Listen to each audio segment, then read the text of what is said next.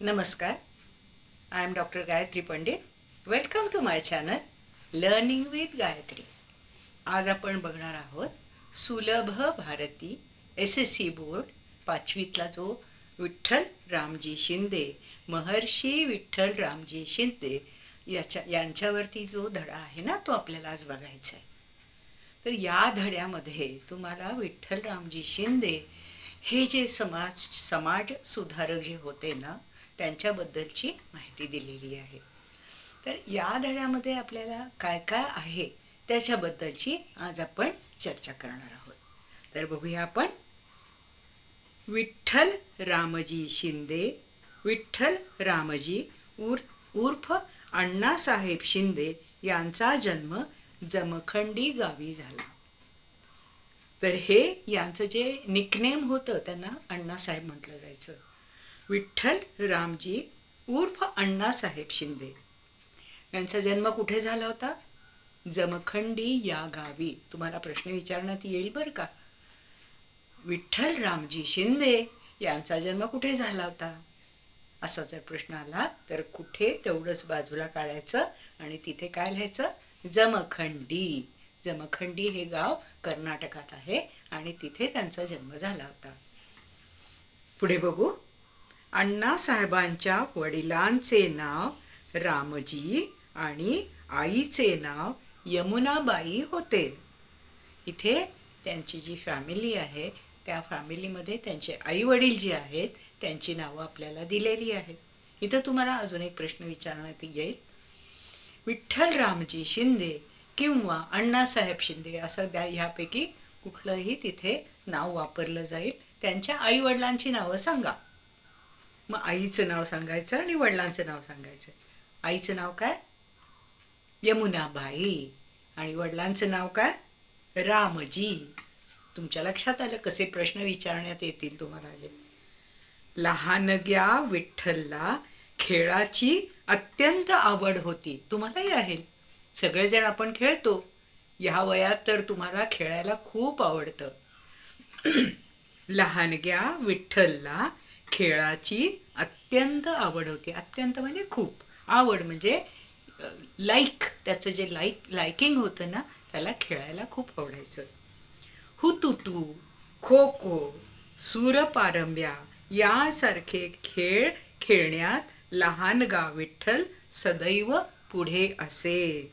हुतुतू म्हणजे आजकाल आपण कबड्डी म्हणतो ना, तोच पूर्वीच्या काळी ज्या वेळेला विठ्ठल रामजी शिंदे होते ना, त्यावेळेला याचं नाव हुतुतू असं होतं.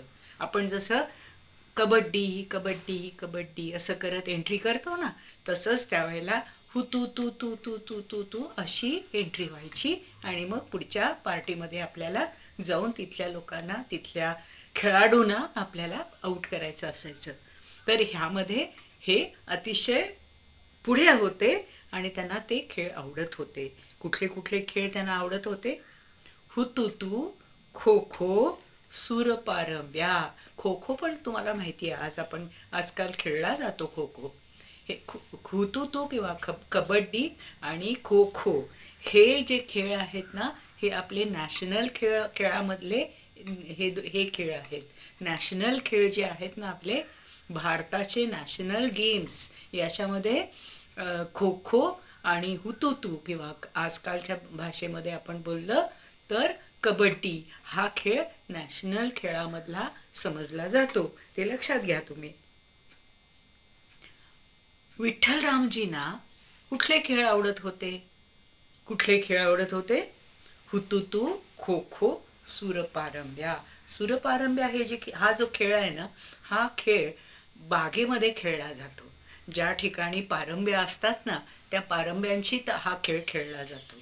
तुम्हाला छोट्या गावामध्ये, छोट्या गावची जी मुलं आहेत ना, हे सूरपारंब्या खूप खेळतात. आपल्या मोठ्या गावामध्ये हे खेळ नाही फारसे खेळले जातात. पण जेव्हा तुम्ही छोट्या गावात जाल किंवा तुमच्यापैकी जे छोट्या गावातले आहेत, राहणारे आहेत, त्यांना सूरपारंब्या हा खेळ नक्की माहिती असेल. लहानपणीच्या या खेळांमध्ये विठ्ठलचा धीटपणा व सहनशीलता दिसून येईल. या ठिकाणी विठ्ठल रामजी शिंदेंचं स्वभाव वर्णन केलेलं आहे. त्यांचा स्वभाव कसा होता? धीट होते ते. आणि कसे होते? सहनशील होते. धीट होते म्हणजे कुठलाही खेळ खेळायला किंवा कुठलीही गोष्ट धारिष्ट्यानं करायला, बोल्डली करायला त्यांना आवडत होतं. त्यांच्या धार्मिक वृत्तीचा विठ्ठलवरही परिणाम झाला होता. कुणाचा परिणाम झाला होता? त्यांचे वडील धार्मिक वृत्तीचे होते. कुणाचे वडील? अण्णासाहेबांचे वडील हे धार्मिक वृत्तीचे होते. तर धार्मिक वृत्ती ही नेहमीच वडिलांच्या बरोबर राहिल्या कारणानं त्यांना ही धार्मिक वृत्ती खूप आवडत होती आणि त्याचा परिणाम विठ्ठलवरती झालेला होता.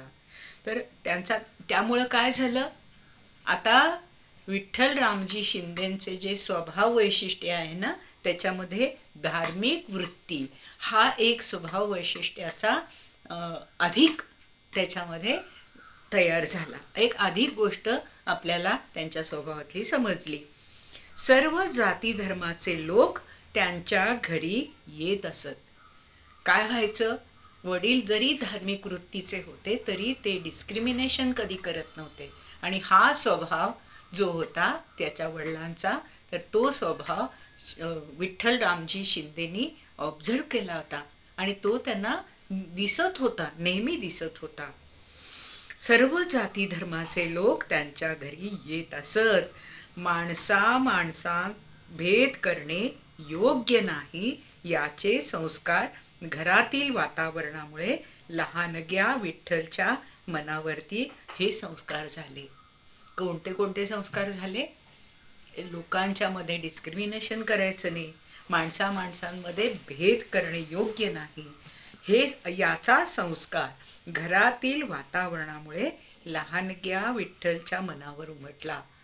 जेव्हा संस्कार होतात ना त्यावेळेला मुलं लहान असतात. आता तुम्ही लहान आहात त्यावेळेला तुम्ही ऑब्झर्व करता घरची लोक कशी आहेत, कशी वागतात, तर त्यावेळेला त्याचे परिणाम तुमच्यावरती होतात. काही गोष्टीत काय होतं, एखादी गोष्ट तुम्हाला आवडत नाही किंवा ती पटत नाही, तोही संस्कार तुमच्यावरती होतो.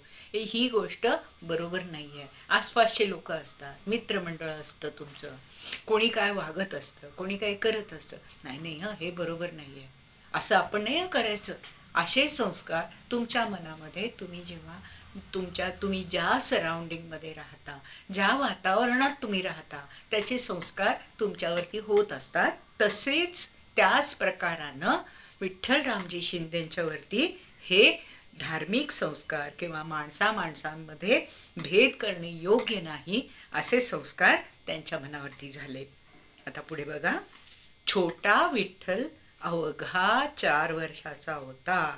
अवघा म्हणजे only 4 years old. He was only 4 years old. Only म्हणजे अवघा, अवघा म्हणजे ओनली, फक्त 4 वर्षाचा होता. त्यावेळी दक्षिण भारतात महाभयंकर दुष्काळ पडला होता. दक्षिण भारतामध्ये म्हणजे तुम्ही आत्ताच बघितलं त्यांचा जन्म कुठे झाला होता, तर जमखंडी या गावी झाला होता आणि जमखंडी दक्षिण भारतात आहे. तर दक्षिण भारतामध्ये हा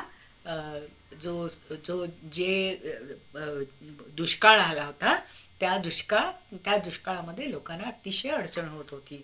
महाभयंकर हा शब्द तुम्हाला इथे एक वेगळा शब्द मिळेल. महा म्हणजे मोठा, भयंकर, भयंग म्हणजे भीतीदायक, भयंकर भीती देणारा, भीती करणारा, भीती उत्पन्न करणारा, भीतीदायक. महाभयंकर म्हणजे अतिशय भीती वाटणारा. तर तुम्ही त्याच्याबद्दल तुम्ही अर्थ काय लिहू शकाल? महाभयंकर म्हणजे अतिशय त्रासदायक. भीती वाटली एखाद्या गोष्टीबद्दल तर आपल्याला त्याचा त्रास होतो ना, म्हणून आपण असंही लिहू शकतो की महाभयंकर म्हणजे अतिशय त्रासदायक. इतकं त्रासदायक की त्याची आपल्याला भीती वाटावी, म्हणून इथे महाभयंकर असा शब्द वापरलेला आहे. आणि दुष्काळ म्हणजे काय? ज्या वेळेला पाण्याची अत्यंत कमतरता असते त्यावेळेला दुष्काळ पडतो. खायला अन्न नाही मिळत, पाणी नसतं, अशा वेळेला हा कोरडा दुष्काळ असं म्हटलं जातं. काही वेळेला ओला दुष्काळ पण पडतो बरं का. ओला दुष्काळ म्हणजे काय? अति पाणी, इतकं पाणी की पीकच उगवत नाही, त्याला ओला दुष्काळ असं म्हटलं जातं. पण दोन्ही वेळेला काय होतं? अन्न मिळत नाही आणि चांगलं पाणी मिळत नाही. ज्या वेळेला चांगलं पाणी नाही मिळत, पाण्यामुळं, त्या अति पाण्यामुळं रोगराई पसरते, त्याला ओला दुष्काळ होतो आणि त्यावेळेला लोकांना खूप त्रास होतो. अशा वेळेला खूप त्रास होणे किंवा महाभयंकर त्रास होणे, महाभयंकर दुष्काळ पडणे, असं या ठिकाणी आपण म्हणू शकतो. पण विठ्ठलच्या मळ्यात मक्याचे चांगले पीक आलेले होते.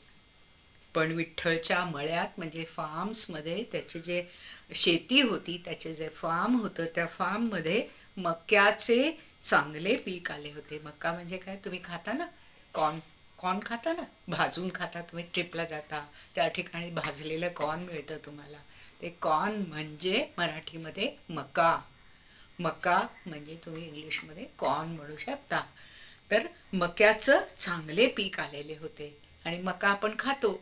मक्याचं पीठ करतात, त्याची भाकरी बनवतात. ती भाकरी खूप छान गोड लागते. भाजीबरोबर किंवा थोड्याशा चटणीबरोबर आपण ती भाकरी खाल्ली तर फार सुंदर लागते. असं ते मक्याचं पीक असतं. तर हे पीक त्यावेळेला त्यांच्या शेतामध्ये खूप सुंदर आलेलं होतं आणि ते त्यांना तिथे भरपूर आल्या कारणानं त्यांनी पुढे काय केलं बघा बरं. आजोबा बसवंतराव हे दानशूर होते. बसवंतराव हे कोण होते? विठ्ठल रामजी शिंदे यांचे आजोबा. विठ्ठल रामजी शिंदे यांच्या आजोबांचे नाव काय? काय नाव?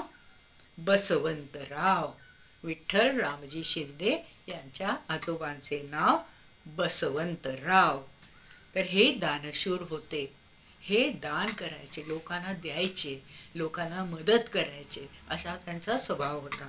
आणि हा स्वभाव सुद्धा विठ्ठल रामजी शिंदे ऑब्झर्व करत असत. शेवटी काय होतं, छोटेपणी आपण सगळं जे शिकतो ना, ते आपण आजूबाजूचं ऑब्झर्व करून शिकतो. तर अशा वेळेला छोटी जेव्हा मुलं असतात, तर त्यांचं तर मेंदू जो असतो तो एकदम फ्रेश असतो आणि तो मेंदू सगळं कॅच करत असतो. तर इथे काय होतं, विठ्ठल रामजी शिंदे यांचे आजोबा दानशूर होते आणि दानशूर असल्या कारणानं दररोज सकाळच्या वेळी आजोबा म्हणजे बसवंतराव कट्ट्यावर बसून गोरगरिबांना मक्याचे दाणे वाटत असत.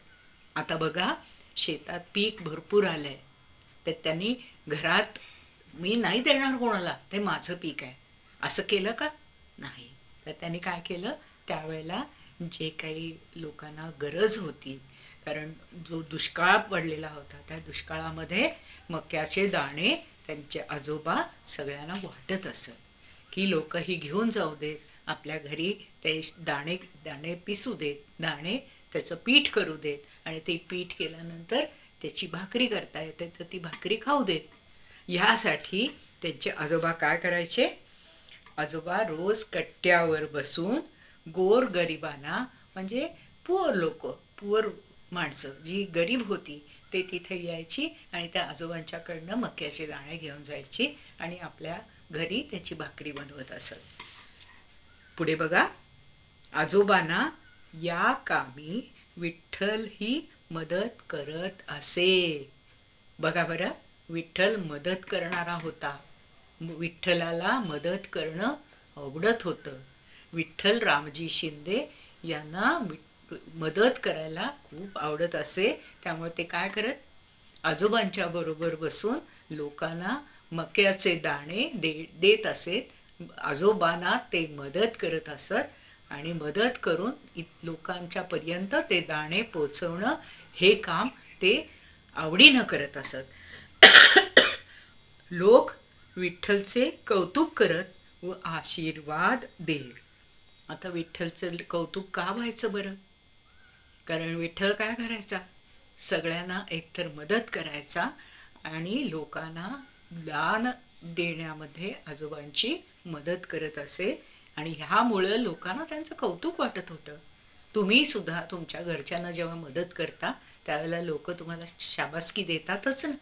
शाबास, अरे तू छान मदत करतोस हं, तू छान मदत करतेस हं, म्हणतात ना. ते तसंच लोक सगळे विठ्ठल रामजी शिंदेना आशीर्वाद देत असत आणि कौतुक करत असत.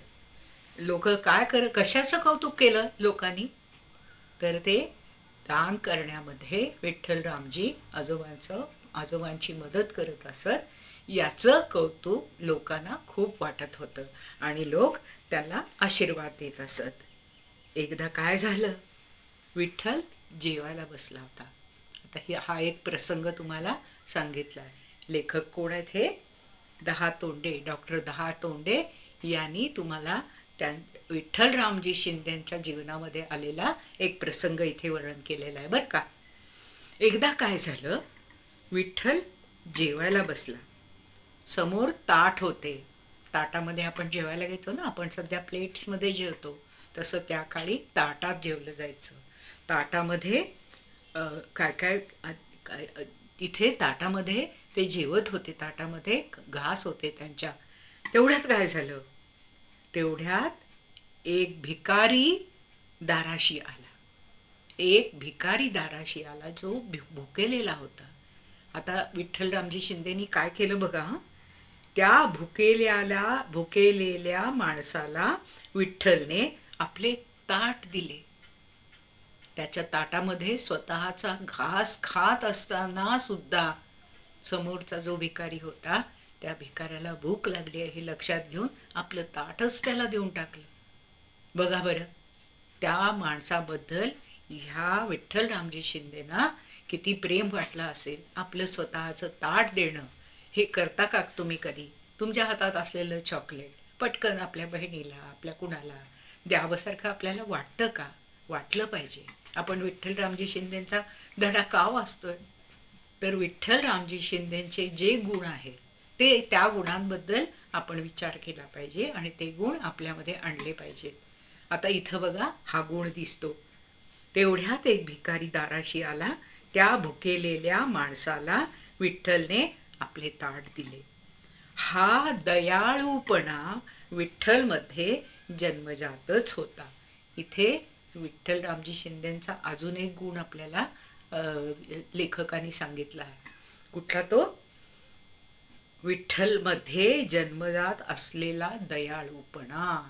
दयाळूपणा हा त्यांचा एक अधिक गुण आता आपल्याला समजला. आता पुढे बघा. जे का रंजले गांजले त्यासी म्हणे जो आपुले तोची साधू ओळखावा देव तेथेची जाणावा. देव कुठं असतो देव? आपल्याला समोर दिसत तर नाही, पण आपण देव कुठे जर शोधायला लागलो तर प्रत्येकाच्या ठिकाणी आपल्याला देव दिसतो.